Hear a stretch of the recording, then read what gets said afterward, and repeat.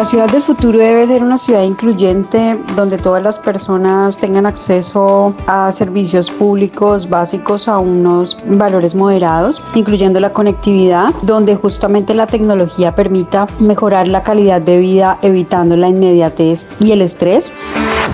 También me imagino una ciudad que tenga la posibilidad de tener dotación de parques para que los niños tengan acceso a la recreación, al disfrute de los espacios públicos.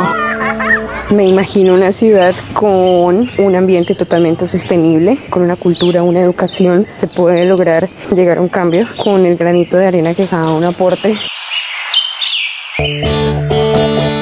En su novela Las ciudades invisibles, el autor Italo Calvino decía que las urbes, además de lugares de trueque económico y también de intercambio de palabras y de signos del lenguaje, eran trueques de recuerdos y de deseos.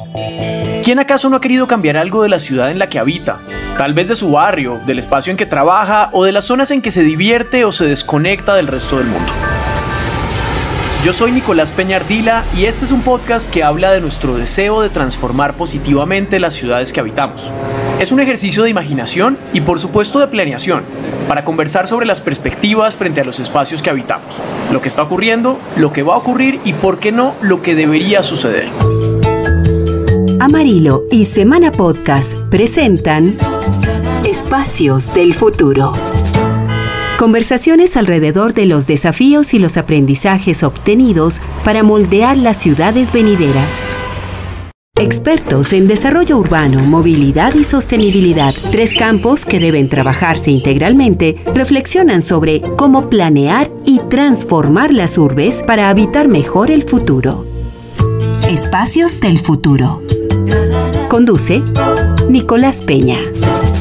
En 1962, William Hanna y Joseph Barbera llevaron a las pantallas de todo el mundo una versión que tenemos todavía muy presente de la ciudad del futuro.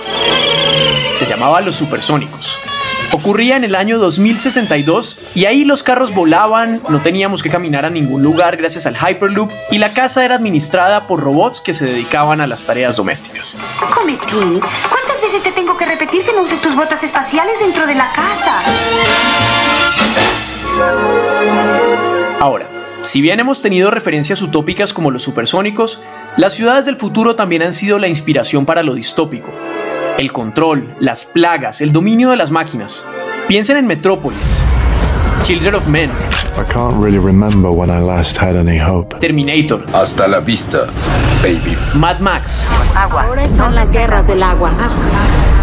Piensen en Blade Runner, con una ciudad de Los Ángeles atestada de androides para 2019. The key to the future is finally unearthed.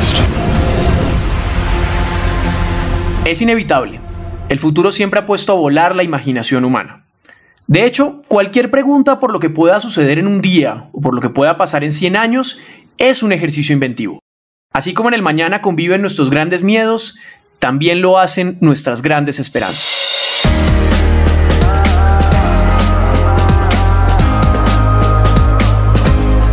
La ciudad del futuro debe ser muy cool. Va a haber carros voladores por aquí, por allá, en todos lados. Los dinosaurios van a ser resucitados. Van a haber algunas ciudades volando. También estarán los viajes a la velocidad de la luz como en Star Wars. Y pues así me lo imagino. Una ciudad con energía eólica, energía solar, manejo de aguas, lluvias y con un sistema de transporte masivo que permita la movilidad y la interconectividad también entre todas las personas que habitan en esa ciudad. Una ciudad en la que los jóvenes universitarios se gradúen y tengan un salario acorde a todo lo que se esforzaron en su vida universitaria. Una ciudad en donde se respeten nuestros derechos y los cumplan.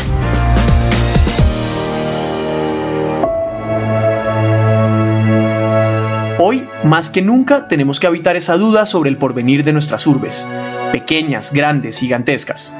Les adelanto que no se trata tanto de carros voladores, aunque existan avances en la materia, o de androides criminales.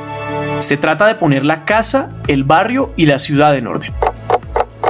Para 2050, según Naciones Unidas, 2.500 millones de personas, adicionales a los que ya están en este momento, vivirán en ciudades. ¿Habrá cama para tanta gente? Oh my God. Además, en América Latina, 8 de cada 10 habitantes ya viven en ciudades. En Europa esto solo ocurre con 5 de cada 10 y en África con 4. ¿Cómo se puede proyectar en estas condiciones una ciudad que sea viable en términos sociales y ambientales? Justamente sobre este fenómeno de urbanización del continente le pregunté a Pablo López, coordinador de la iniciativa Ciudades con Futuro de la CAF, ¿a qué se debe que tengamos porcentajes tan altos y crecientes de población en nuestras ciudades? Yo creo que en el caso de América Latina, el poder adoptar rápidamente ese cambio tecnológico que en otras regiones ha sido más paulatino, sobre todo en Europa, donde nace de alguna manera esta revolución industrial, le ha permitido entrar en un proceso mucho más rápido de urbanización, ¿no? Y como decía, estas ganancias de productividad que generan las ciudades las volvió muy atractivas para atraer sobre todo una gran masa de población que residía en las zonas rurales. Y creo que el gran problema de ese fenómeno, de ese proceso, es que muchas de nuestras ciudades no estaban preparadas para recibir a esa velocidad esta cantidad de población. A propósito, Rafael Obregón, arquitecto experto en urbanismo, identifica las necesidades más urgentes de un continente que tiene capitales como las nuestras. El reto está en poder armonizar con 3 elementos la ciudad: que sea equilibrada, que sea eficiente y que sea incluyente. Que sea equilibrada quiere decir que no quede en una disfuncionalidad como la que ha venido operando. Que sea incluyente es importante y creo que ya es factible, los macroproyectos así lo han demostrado, porque no hay ninguna razón por la cual no puedan convivir estratos distintos. Y que sea funcional quiere decir que no haya que usar el transporte público para hacer vueltas todos los días. La ciudad del futuro debe tener muchos avances tecnológicos. Vamos a tener mejoramiento de muchos aspectos sociales, de infraestructura, de movilidad, pero también me imagino unos ciudadanos mucho más conscientes. Entonces creo que esos ciudadanos del futuro deben tener un mayor sentido de pertenencia por la vida, valorar mucho más la naturaleza, el planeta, los recursos naturales, unos ciudadanos mucho más humanos, más reales, más protectores y amantes de su planeta. La ciudad del futuro debe tener más ciclovía, más arborización. Esa sería la ciudad ideal: menos polución, menos gasto de combustible fósil. Me imagino una ciudad donde todos los transportes sean producidos por energías limpias, una ciudad donde se pueda cultivar sus alimentos dentro de sus viviendas si es posible, y una ciudad donde hayan jardines colgantes en todas partes.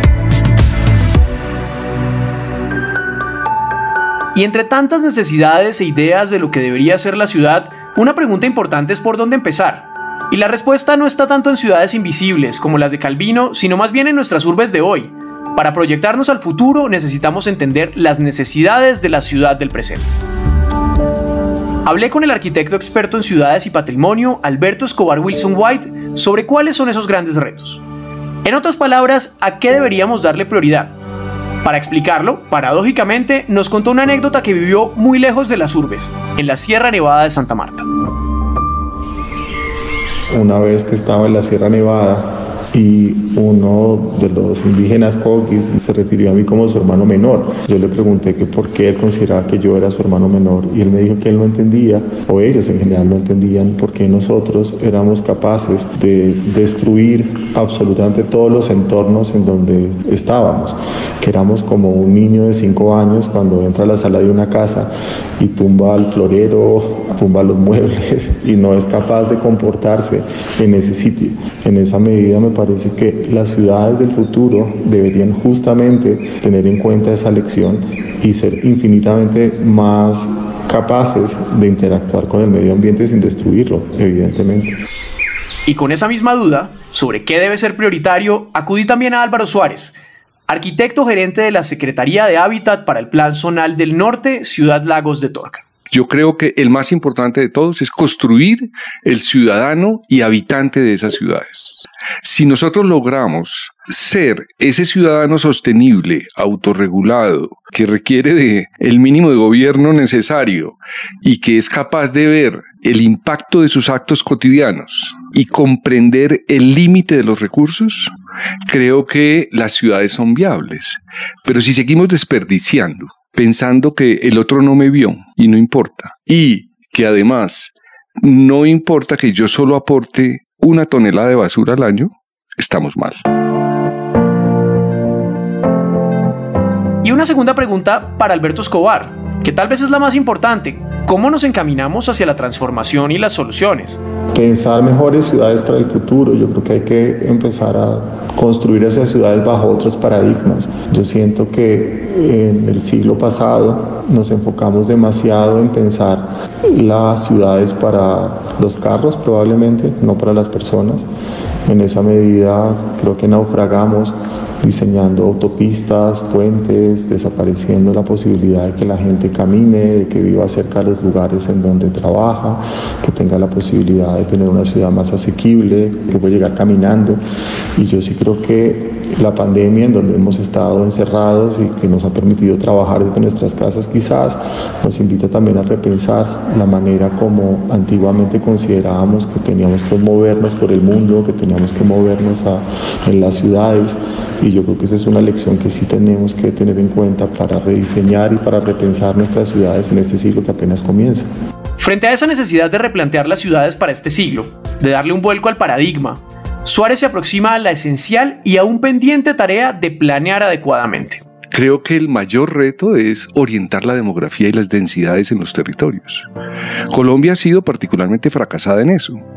Quiere decir, donde deberíamos estar no estamos y donde estamos no deberíamos estar. Eso es orientar la demografía. Ya después venimos los arquitectos y los urbanistas, pero, por ejemplo, si a usted le dicen que la ciudad va a tener 1 millón de habitantes y resulta con 2, pues no hay planeación que se cumpla.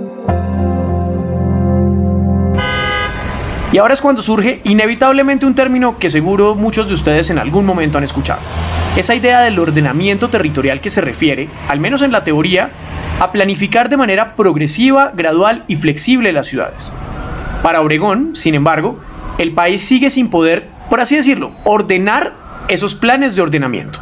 Yo creo que la manera de evitarlo es entender que la escala de los proyectos hace diferencia, de manera que los proyectos sean lo que llamamos desarrollos integrales, que detrás de ellos vengan los servicios, vengan los equipamientos, vengan los parques y demás, como parte de la formulación del proyecto. La escala de los proyectos es la que garantiza la construcción de una ciudad más equitativa, más funcional, más incluyente y más ordenada. ¿Escuchas? Espacios del Futuro. Presentan Amarillo y Semana Podcast. Por un momento les pido que volvamos a esas preguntas, a esos escenarios ideales. ¿Debería ser la planeación una tarea exclusiva de los gobiernos o de arquitectos, urbanistas, ingenieros? ¿O estamos hablando más bien de una tarea colectiva, participativa y de la suma de fuerzas entre todos los sectores de los que depende el buen funcionamiento de una ciudad? De manera general yo diría que son la ciudadanía, el sector privado y el sector público. Es decir, la demanda, quienes ofrecen los bienes y servicios, y el sector público, que además de ser el regulador, entra en los casos en que hay fallos de mercado, quiere decir, donde por razones de ingreso, por razones de inconveniencia económica, el sector privado, la oferta no puede entrar. No estamos inaugurando ningún conocimiento nuevo. Es decir que para Suárez, esto es un ciclo, un círculo virtuoso si queremos.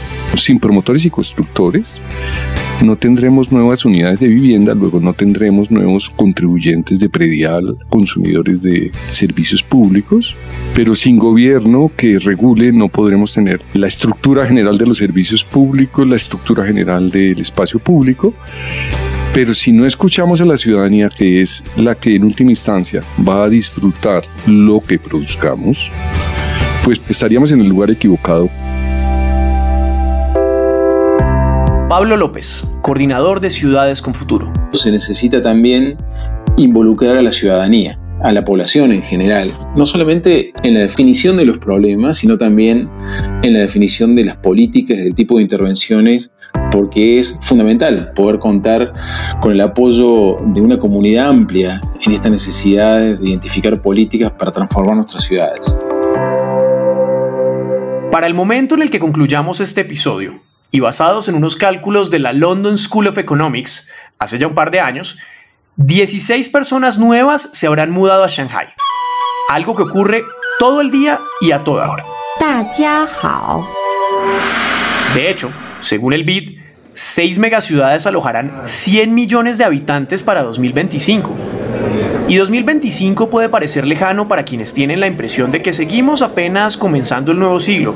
La verdad es que solo faltan 2 años y medio. ¿Cómo se puede atender las necesidades más urgentes de una ciudad cuando ésta sigue creciendo de manera vertiginosa? ¿Cómo resolvemos lo urgente sin olvidar lo importante?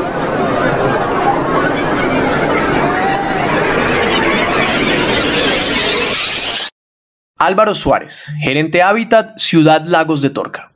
Iniciaría diciendo que debemos reconocer que somos sociedad y la ciudad es ese hábitat para esa sociedad. Uno de los hábitats, no es el único, pero debemos arrancar de allí. La importancia de volver al espacio público y nos hemos ido y construir comunidad es fundamental para la ciudad del futuro. Porque en últimas, me permito decir algo, ¿qué es el espacio público? Es como ese lugar que nos presenta, representa, identifica ante otros. El crecimiento acelerado de las urbes, entre otras razones, obliga a pensar en modelos distintos para que sus habitantes, aún entre kilómetros y kilómetros de asfalto, y ojalá de espacios verdes, puedan encontrar todo lo que necesitan a una distancia razonable de sus lugares de vivienda. Atomizar las necesidades en vez de obligar a todos a desplazarse a centros de servicio, trabajo o estudio. En el caso de París, una ciudad que en su área metropolitana representa la mayor aglomeración urbana de la Unión Europea, el modelo promovido por su alcaldesa, Anne Hidalgo, se titula La ciudad de los 15 minutos. Je serai la maire de cette ville, ni avec son honneur. El número se refiere justamente al tiempo máximo en el que una persona, desplazándose, debería encontrar todo lo que necesita en términos de trabajo, salud, educación, recreación, servicios públicos o entretenimiento. Melbourne, en Australia, está haciendo por su parte una tarea similar. Una tarea que es 5 minutos menos ambiciosa porque en su caso se llama Barrios de 20 minutos. Rafael Obregón, arquitecto experto en urbanismo. Se formuló un sistema por el cual en 200 o en 300 hectáreas hubiera comunidades autosuficientes que aproximaran el trabajo a la vivienda y a los servicios complementarios. Se trataron de hacer 3, Ciudad de la Real de Minas en Bucaramanga, Ciudad de la 20 de Julio en Barranquilla y Ciudad Salitre en Bogotá. Ciudad de la Real de Minas arrancó y luego se frenó. Ciudad de la 20 de Julio en Barranquilla nunca arrancó. Y Salitre arrancó mucho tiempo después, pero demostró que era factible el concepto de autosuficiencia y de proximidad entre un uso y otro. Es muy fácil de visualizar en qué consiste el concepto si uno mira Ciudad Salitre. Ciudad Salitre tiene 240 hectáreas y tiene 30.000 viviendas. En esas 240 hectáreas hay comercio, hay hotelería, hay colegio, está cerca a las universidades, hay todo tipo de vivienda desde el VIP hasta el estrato 5 y hace que la comunidad funcione más armónicamente porque se construye comunidad. Para Roberto Moreno, fundador y presidente de Amarillo, ese modelo de ciudad también nos reconcilia con el medio ambiente.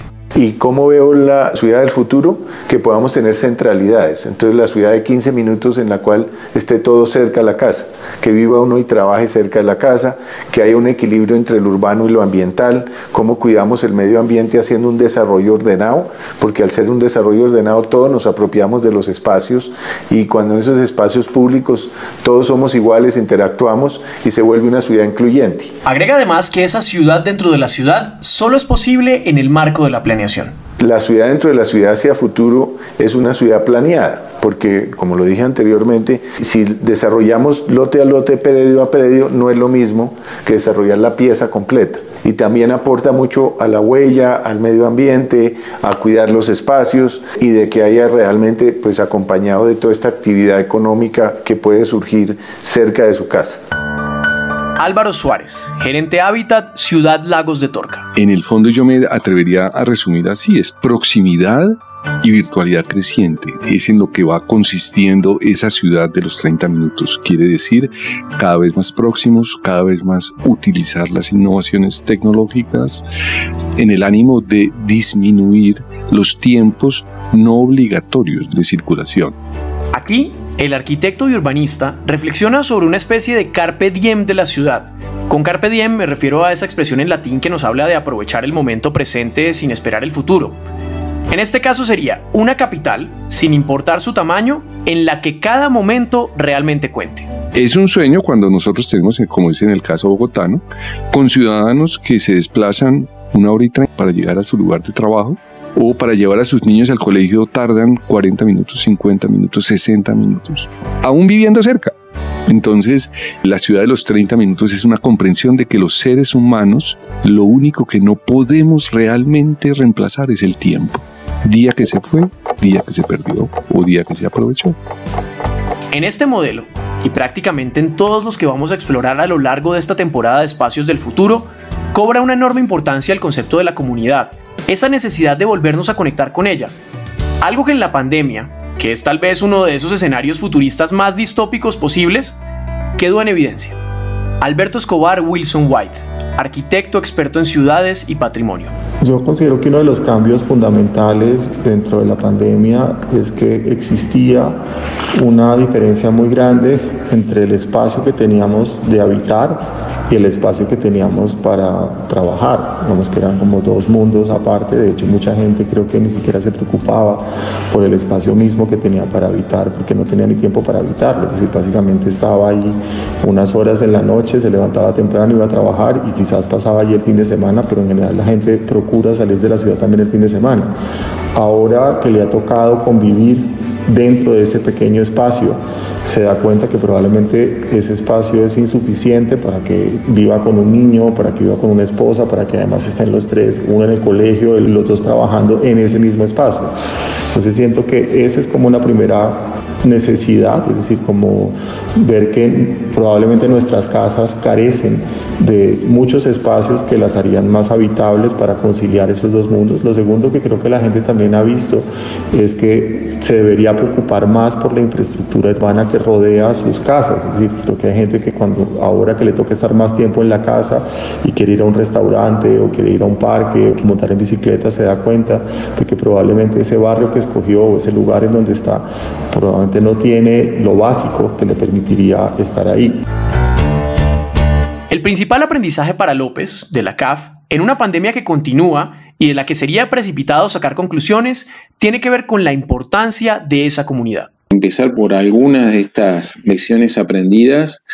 Creo que es fundamental poder empezar a promover, a estimular este sentido de comunidad, ¿no? Yo creo que en nuestros tiempos hay un montón de incentivos para acentuar el individualismo y creo que hay que encontrar otro conjunto de incentivos para poder mostrar y para poder invitar a pensarnos como parte de una comunidad, ¿no? Como de que las salvaciones individuales tienen un horizonte muy cortito.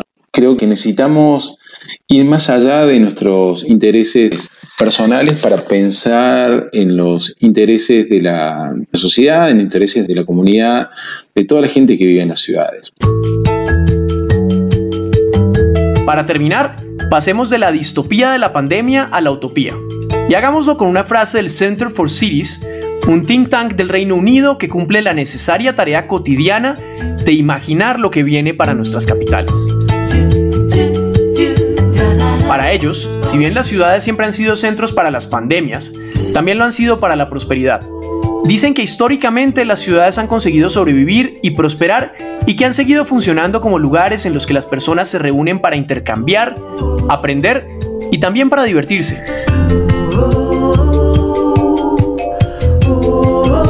Los invito a que me acompañen para seguir conversando e imaginando los espacios del futuro.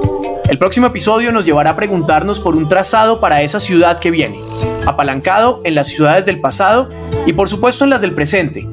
Y también vamos a hablar de la importancia de diseñar realmente pensando en necesidades humanas. Aquí termina Espacios del Futuro. Los esperamos en una próxima entrega con más voces e ideas para trazar el mapa de las ciudades que queremos. Espacios del Futuro. Produce milpalabras.com.co.